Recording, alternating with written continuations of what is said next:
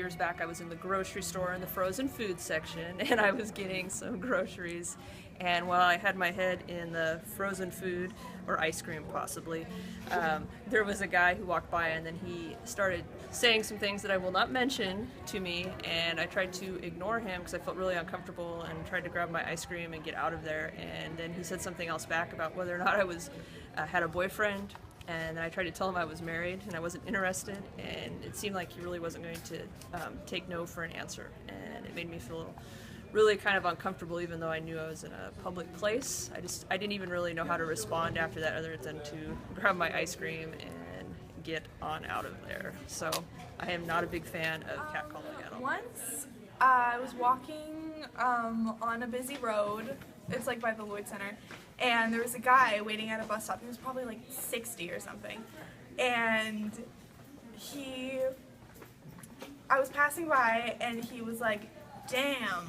Sorry. And I kind of was just like, okay, and he's like, no, I'm mad too, because you're too young. And I was horrified, and I felt awful, and I was really scared.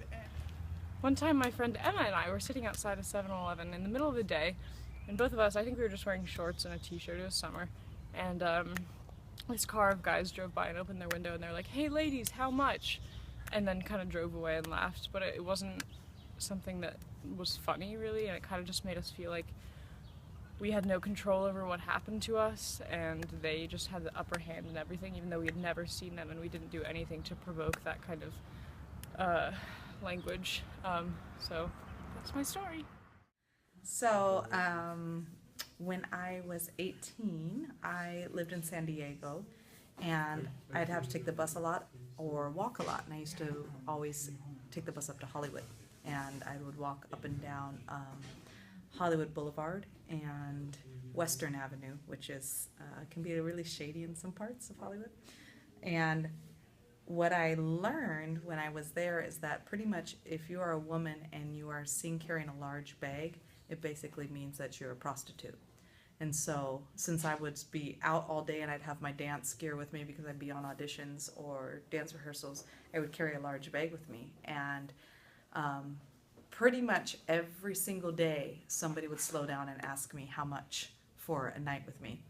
And when it first happened, I was like, what, why is this happening to me all the time? Like, I'm dressed normal, but it was the fact that I had this big bag that everybody assumed I was a prostitute. And then even in Spanish, they'd be like, ¿cuánto? So yeah, those are my experiences in getting kind of harassed a little bit walking down Hollywood Boulevard. 99% of American women have been catcalled or street harassed at least once. 65% reported street harassment on a regular basis. So once my friend and I were walking home, and we had to split up, and as soon as she left me, this guy just leaned out of his car and was just like, hey babe, what's up? And he was just really, really aggressive and passionate about it and would not really let it go. And I was wearing like sweatpants and like my winter coat, I think, because I was in like the middle of winter, and it's just disgusting. I think that people who catcall, it's really gross, and I shouldn't have to feel like afraid to walk outside on my own that people are gonna catcall me.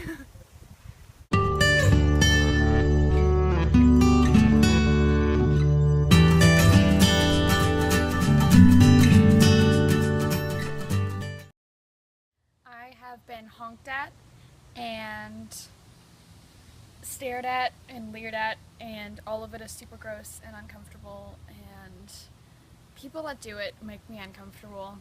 They're gross people, and no one should catcall because it's not a compliment. It's just a bad time all around for everyone.